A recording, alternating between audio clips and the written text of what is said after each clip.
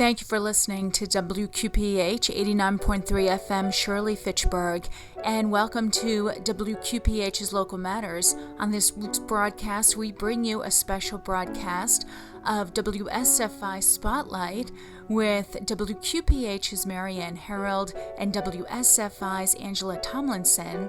Their special guests are Catholic author Amy Catapan and Barry Smith with the history of the March for Life in celebration of the Immaculate Heart of Mary. Well, hello and welcome to WSFI Spotlight. We've been reporting all day from the Catholic Marketing Network, which is here in Schaumburg, Illinois. And today is actually a great day because the Writers Guild has been getting together. They have their book signing tonight, Marianne. I'm a member. Marianne's a member. She's a creative writer. Here today to talk to us is par excellence, one of the women who has been helping to get that Catholic Writers Guild organized. Her name is Amy Catapan. Amy, you're a native of Chicagoland, is that right? I am, yeah. I grew up in the north and northwest suburbs. So Amy is a middle school English teacher. She is a speaker and an author, and she's contributed to books in the past such as Chicken Soup for the Soul, From Lemons to Lemonade, as well as award-winning novels called Angelhood and Seven Riddles to Nowhere. She is a regular contributor to the homeschooling, we all love homeschooling, the Homeschooling Saints podcast, and she hosts Catholic Live for the Catholic Writers Guild.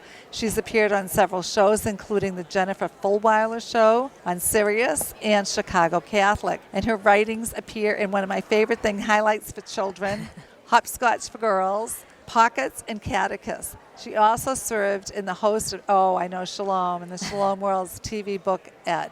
What brought you here today? So I've been a member of the Catholic Writers Guild for about 5 or 6 years now, and the Catholic Writers Guild hosts actually two Catholic writing conferences. We do an in-person and an online conference every year, and this is our live conference. We're here in person, and we're so excited to be working with them. You showed up in force. We showed up in force with only about 2 months worth of planning. With COVID, we didn't know if we were going to be a go or not, and in about 2 months, we were able to put together a series of panel discussions with published authors and editors and publicists, and we've just been having a wonderful time talking about writing, the craft of writing, and how we market books, and how we, share the truth of the gospel message through our writing. So the last time we were here, I think my second book had just come out, Seven Riddles to Nowhere. Yes. I got very busy working on a doctorate in education from Loyola University, Chicago, but in the middle of that, I felt called in prayer one day to ask God what he wanted me to write next, and the idea that kind of fell into my head was to write a book for teachers that was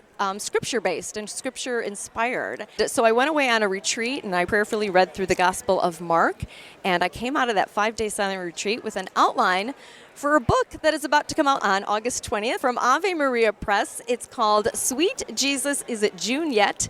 10 Ways the Gospels Can Help You Combat Teacher Burnout and Rediscover Your Passion for Teaching. So it's sort of a combination of gospel reflections and a little bit of a teaching memoir. I share a lot of my own teaching stories. I've been a classroom teacher for 25 years now, and it's just one of those, God things where he put an idea on my heart, and then wouldn't you know, year and a half later, COVID hits, and there was teacher burnout before the pandemic, and now the timing is perfect, I think, for a book like this. We all need a little refresher to remember why we got into teaching in the first place. God knew what he was doing. I was a little frustrated, right? At first I was like, why is this taking so long? Because I think it was 2018 when I went on retreat and had the idea for it, but I was busy with the doctorate, and there was so much going on, and then it took a little while to go through the process with Ave Maria Press. And when they said it was going to come out in August of 2021, I said, we have to wait until then, but the timing just could not be better. So you've been fighting for kids, fighting for the truth of Jesus Christ, and maintaining that dignity. We're very proud to welcome you here today. Thank you, Amy. So what's next? What is your next brainstorm? One of the passions in my heart is really to work with the Catholic Writers Guild some more. I really have a strong passion for Catholic books, both fiction and nonfiction, which, by the way, if there's anyone listening who's ever thought of becoming a writer. Sometimes people think, I'll go to the writing conference after I'm published. And that's not when you go to the writing conference after you're published. You go to the writing conference before and during and after you're published. So you can be published. Yeah, so that you can be, exactly, so that you learn, like, what is the process? What do I need to do? How do I approach publishers? How should I be building up my, what they call a writer platform? The tagline for the Catholic Writers Guild is a rebirth of Catholic art and letters. I'm like, wouldn't that be wonderful if we could really influence culture through stories, right? Which is why I started as a fiction writer. I wanted to use stories to teach. In fact, my dissertation is on using stories to teach and creating empathy for other people. Maybe some of your listeners here will come check out CatholicWritersGuild.org. I brought a listener right here. This is Kathy Whalen from Worcester, and she was a school teacher for how many years, Kathy? 35. She's 35. been 35. So you've got 10 years on me. And she's retired now, and she has a great idea for writing a book. So let's say she is the listener that's listening on the radio station right now, and what would you say to her if she has an idea? They were talking about this during our Path to Publication this morning, too. We had a wonderful panel discussion with 3 different editors from different Catholic publishers. We had somebody from OSV, somebody from Ave Maria Press, and somebody from Marian Press. And one of the things the editors said at the panel discussion today was, the first thing you do is you got to write, right? You got to write the book. Get your idea down. We call it butt in chair in the writing world. You got to put your butt in the chair and you got to sit down and you got to write. And then one of the other editors said the next thing you could do or be doing with it is reading. Read particularly in the genre you want to write in. So my first 2 books were middle grade and young adult, which makes sense. I'm a middle school English teacher and I read a lot of middle grade and young adult books. So read widely, but also especially in whatever you want to write. If you want to write Catholic children's picture books, read a lot of picture books, both Catholic ones and secular ones. Know what's out there and then figure out where your contribution to the book world is going to be within what's already out there. So, Catherine, can you hear us? I can. Okay, so what was your idea for a book? All right, well, we don't need to go into that. I want to get into this book. I love teaching every day, and I'm sure you did too. Children having to go to school. All right, Jesus set the stage for learning, and teachers have to go back to school. And what is the advice this book can give to teachers presently in this society who are determining whether they should go back to school or not? Yeah, so the overall scope, I would say, is I was really looking at how Jesus can be a model for us as a teacher and drawing our inspiration from him. For example, one of the gospel stories I bring up is when Jesus has all the little children around him and the apostles are like, no, get the children away. And he's like, no, let the children come to me, right? Let the children come to me. And I think that's one thing we have to remember as teachers, right? Yes, there's parents, yes, there's administrators, but it's the kids that count, right? Jesus put the children first. And if that's what we care about, I do say at one point in the book, if you didn't get into teaching for the kids, you got into teaching for the wrong reason. Absolutely. And then maybe you really do need to think about whether or not this is the job that God is calling you to. But if that's what you care about and that's what you're putting first, all the other stuff, all the things that get in our way, right, can kind of fall to the wayside if our concern is the children who are there in front of us. There's another gospel story I bring up there, the one with the Pharisee and the tax collector.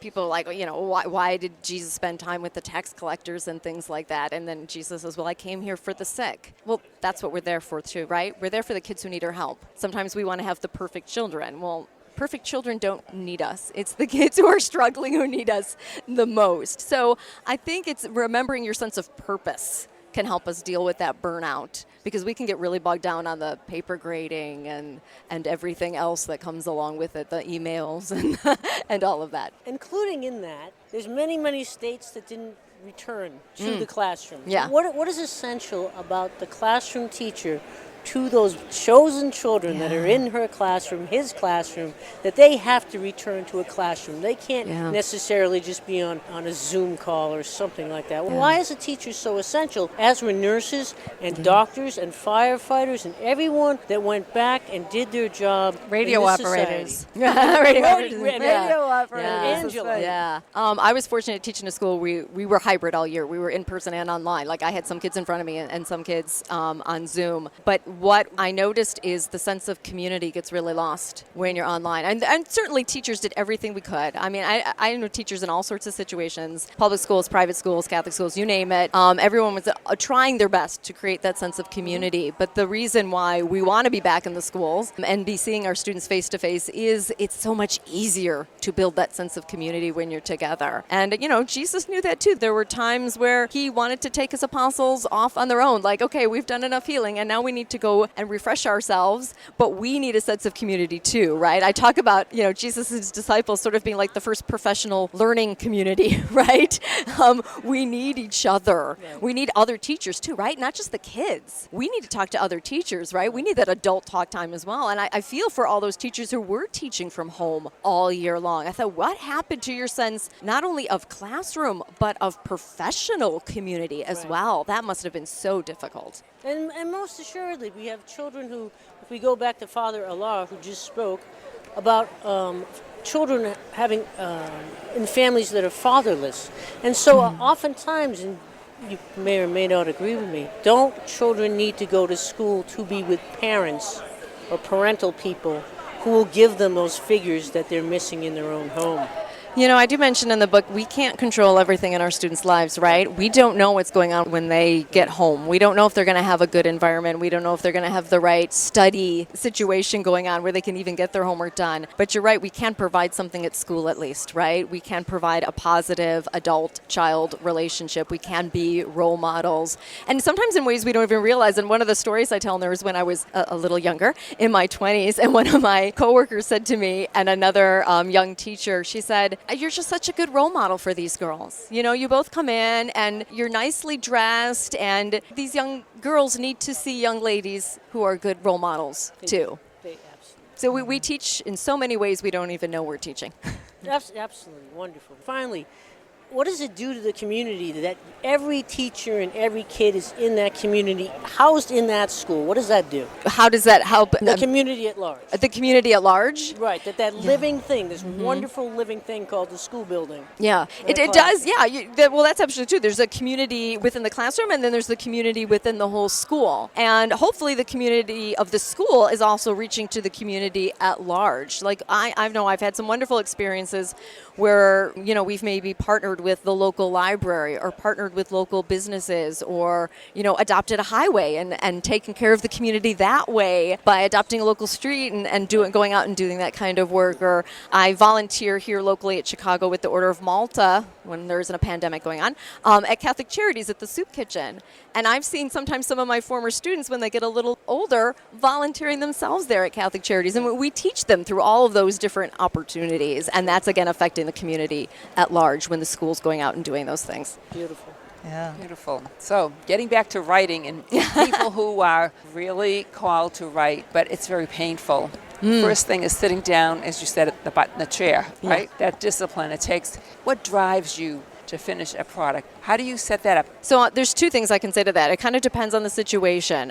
One is if I really just have a message I feel like I need to get out there, or a story I just need to tell. And I don't always know if the story I need to get out there is going to end up being published in a book, or if it's just something I personally need to get on paper as my own way of processing, because I think I process as a writer. Like, some people process by talking out loud to other people. They have to discuss their problems. I will process by journaling or by writing. Two, it does help to have deadlines. Now, with Sweet Jesus Is It June Yet? That was a deadline set by the publisher, obviously, right? With my novels, the first one that was published, Angelhood, I did during November, which is known as National Novel Writing Month. And that is an effort, and kind of within the writing community, to write the first 50,000 words of your novel within the 30 days of November, which means writing 1,667 words per day. And it's sort of a challenge just to get it out, not a great draft, just a draft that you can go back and change later. Somebody said, you have to put your sand in the sandbox first before you can make it neat, or before you can build your castle. You just got to put it out there and then you can make something with it, right? So sometimes it's self-imposed guidelines like that, where I said, okay, I'm going to write the first 50,000 words before November is over,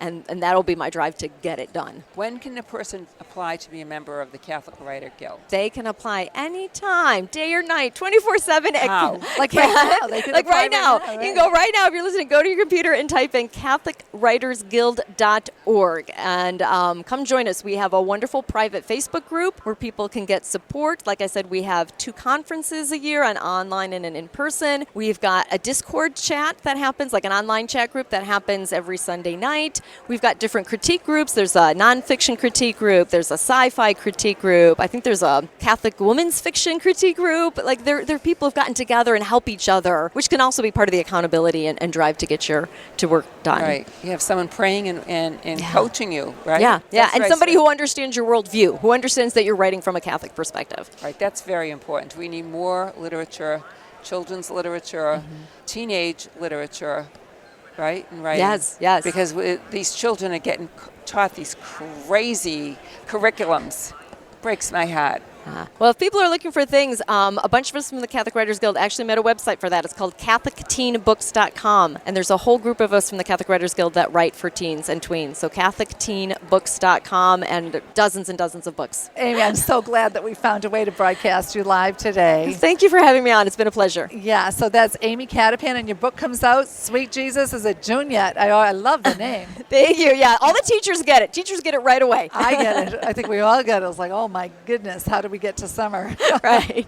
So how can people get the book? Pre-orders are already up on Amazon. They can also go to AveMariaPress.com. AveMariaPress.com. And thank you, Catherine Whalen. Wow, a guest That was host. a bit spontaneous, but okay. It's a Holy Spirit moment. That was the Holy Spirit. Well, Ava, we're going to sign off, and then we have one more interview before we end the day. So thank you so much, Amy. This is WSFI Spotlight, a conversation with Catholics living in the light. We have a great guest. He's into media, so he can understand exactly the passion that we have for our faith. Barry Smith. Barry, you've been a longtime friend of WSFI Catholic Radio and Sports Faith International, and we go way back. Barry is the founder of International Catholic Media. Is That's what your title correct, is? Yes, right. of International Catholic Media. So if you've come to a WSFI event, you usually would see their logo somewhere because they've been a great partner to us. So Barry, welcome to WSFI once again, and tell us a little bit about your organization. Well, the organization was set up primarily to support life.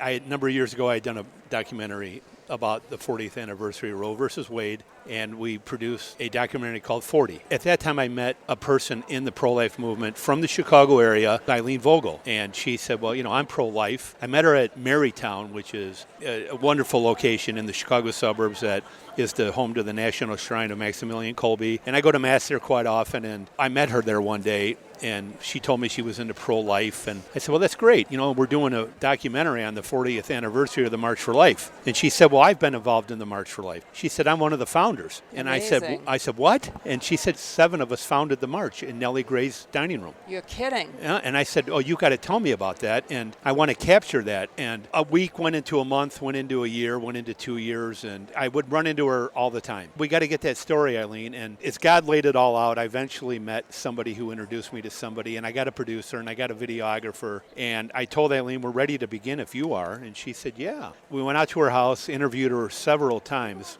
and I got amazing details on the March for Life. She's got a steel trap of a memory. So her and Peggy Jaycox and Marianne Pierce and Nellie, Bill Devlin and Lou Gardner and John Maughan were the 7 that were in Nellie's dining room. And this was in October of 1973. And Wade. Nellie, right, Roe v. v. Wade was in January. They got together. Nellie really got everybody together earlier in the day. Those people were not part of the earlier meeting. Nellie hosted constituents from the Beltway. Every one of them said no. It's too cold. We don't have the money. We'll never get the word out. It'll never work. Nellie had gone to national, and she had got into their database. She got some local and not so local pro-life organizations that were already in existence. 7 states had already allowed abortion prior to the decision. And she contacted these organizations and said, if you want to come to Washington, we're going to have this meeting. Well, 6 representatives came from Maryland and Virginia and New York and Pittsburgh. And Eileen Vogel was one of those 6. And after that constituent meeting, Nellie said, why don't you stay for dinner at my house? So these 6 sat around the dining room table. And Nellie said, now I want to hear what you have to say. And everyone went around the table and said, we need to do it. We're going to do it. We have to do it. And it was a unanimous yes, with really no idea how they were going to do it. But it was unanimous they were going to do it, and it was decided that it was going to be a one-time event. They were going to have one march to get a constitutional amendment to overturn Roe versus Wade to support life. This is an amazing thing. You're documenting all of and this. they're going to walk away, and they were done. They needed to go on. They didn't get the constitutional amendment, obviously. But there's some fascinating stories. So Peggy Jaycox, who was one of the founders, was at the dining room table, and John Maughan, who really managed a big busing company on Long Island, used to wear a rose in his lapel. And Peggy was staring at that rose she kept looking at it, and it was just to honor life. Nellie had a refrigerator in the kitchen, and she had some soft drinks in there, and Peggy got up to go to the fridge. Everybody was in the dining room. And Peggy said she grabbed a can of pop out of the fridge, and she said it just hit her. Peggy was a no-nonsense. She's still alive. She's a no-nonsense woman. She's a former police officer, and she's cut and dry. She walked out of the kitchen into the dining room, and she said, "Everybody shut up, I've got it." And they kept talking, and she said, "Shut up, I've got it." And they said, "What?" And she goes, "I know how we're going to raise some money." She said, "We're going to get all the constituents across the country." And imagine, no database, no social media, no networking. And she said, "We're going to petition people for their senator and congressman, and if they want to support life, we're going to get a $2 donation, and we'll buy a rose with that $2, and the leftover money we're going to put into the fund. We will deliver those roses to each senator or congressman based on the geographic area." So starting in October, and they all said, "Great, you're in charge." So Peggy went back home, and I've been there at her dining room table. She had 4 volunteers, and they started writing all these letters of petition across the country. Support life, give us $2. Peggy said they would get 200 pennies in the mail, 20 dimes, or $2 bills, or 8 quarters. It all came. It got to the point where they'd have 10 or 15, and Peggy said, "We need to get a P.O. box over in Fredericksburg." She did, and one of her volunteers would periodically go and check it and bring home, 10, 12 letters. They would open them up, and they would write a thank you to every single person. And then around mid-November, it just stopped. And Peggy thought, well, it's the holidays coming. People aren't really accustomed to they're not going to do it. And it went into mid-December, and it went into late December, and nothing in the P.O. box. And now they're like less than a month away from the March for Life, and their funds were minimal. And now this isn't good. So one day her volunteer went to the P.O. box, and there was a mail clerk in the lobby, and he saw her open the box. He said, that's your P.O. box? And she said, yeah. He said, hold on a second. He went in the back room, and he brought out a whole gunny sack full of letters. And he said, hold on. He came back out with another. Oh, amazing. And he said, do you want me to deliver these? And she said, yeah, if you could, bring them over to Peggy's house. They had over 40,000 letters, and they personally responded to every single letter. This is the movie, you're talking yeah. Well, that's what he's talking about. He's trying to raise the money to do that.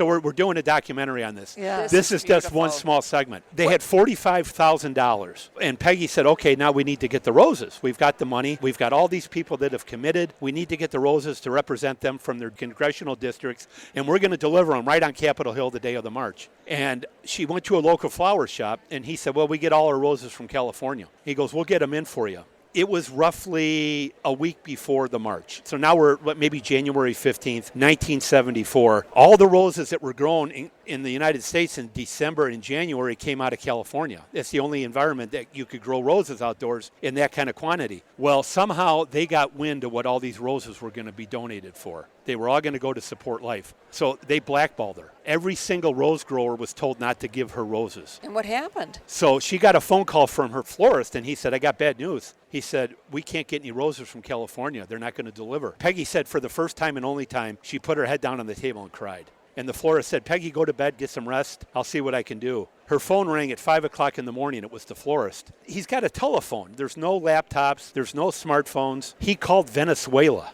And he had 25,000 roses delivered in 2 days.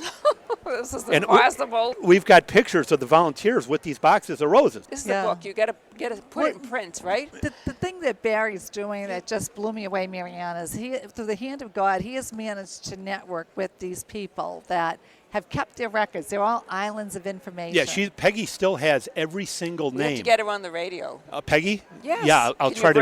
I'll try to reach out to her. Yeah.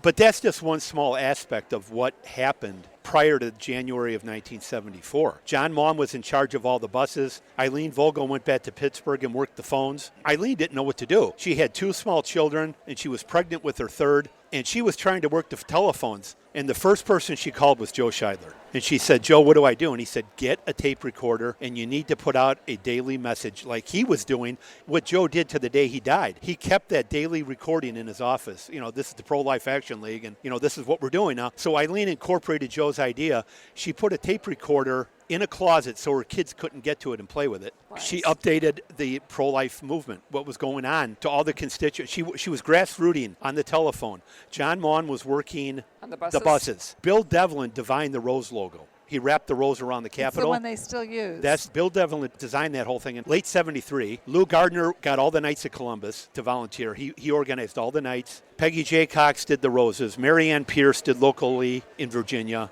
And, of course, Nellie did all the legal out of D.C., got all the permits, and they put together the first march for about $22,000. So they were $23,000 flush in the bank. They weren't going to have a second march, but now that they had all that money and they didn't get the constitutional amendment, now they just kept going forward. So those are just all aspects of how we were going to tell the story of the founders of the March for Life. Over the course of that, I started getting more people's stories. Joe Scheidler gave me his entire office of documents. Are you going to write the book?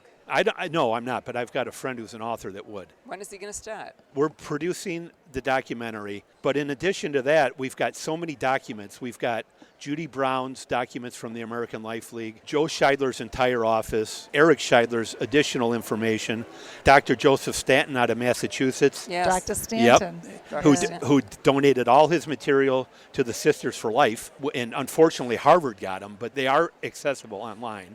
We got Dr. Herbert Ratner's materials, which are housed in Steubenville. So we literally have a lifetime of analog conversion to digital. So I'm creating the Life Museum. So we're going to create the history of the Pro-Life Museum and tell the whole story of how everything. Randy Engel gave me all her material. She's fearless. She's totally fearless. She's to this day, I don't know if you've been following Randy Engel, but to this day, truth. She keeps putting out articles. The God's truth. And her initial involvement in pro-life work really began with the church in 1965 with Charlie Rice. And they were opposing the sexual education agenda of the Catholic Church, which was just so liberal back then even. And that's how they started to fight together. And from that, Charlie and Randy really morphed into the pro-life movement. So this really started in this hot belt of Chicago, right? Of all these people? Pittsburgh. Pittsburgh is where this really the belt. Eileen Vogel, Mary Winter, who founded the Women Concerned for the Unborn Child, Charlie. They all really came. It all grassrooted out of the Pittsburgh area.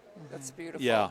So we're going to build a museum on the history of the pro-life movement. I love this. And so how can people help you that are listening? Well, you can go to our website at first7steps.com. First 7 Steps. FIRSTSEVENSTPS. What does that mean? That's the name of the film. Oh. Because we had 7 people, so those were the first 7 steps that started the March for Life. Beautiful. And from that very first march, it's now a global event. We have 17 countries, 39 states, and it's growing, exponentially. They need to go to your website, Barry. You're a nonprofit. Yep. We are a 501c3. 501c3. If you care about life, if you want to make sure your children understand before they cancel your museum. Right. Yeah. They would go to your website. Yeah, and they can donate. It's completely tax deductible. What is the check payable to? International Catholic Media. Okay, International Catholic Media. Yeah, we're the parent company as the 501c3 that is excellent producing the film. Well, we're gonna and the museum, and the museum too, yeah. Because once we're going to open the museum, and we're going to start uploading all these important documents. We will probably get them to the point where they're indexed and categorized and get them accessible to universities. Just like the anti-lifers in the 1920s and 30s did. They accessed all these documents that were free through Margaret Sanger and Harry Laughlin, and they started to indoctrinate people through all these articles. So now we can counter it. We'll have all this pro-life information available. I hope you get it in the classrooms, in the kindergarten classes, in the first grades at some point too, because they're the ones that are being indoctrinated with the critical race theory, and they need to understand the truth. Assault. They need to understand the truth. Yeah. Well, Barry, thank you so much. Yeah, thank you so much. This has been WSFI Spotlight. For more information on this or any other program, email info@wsfiradio.org. Thank you for listening to another edition of WQPH's Local Matters. We hope you enjoyed the broadcast and hope you have a blessed week.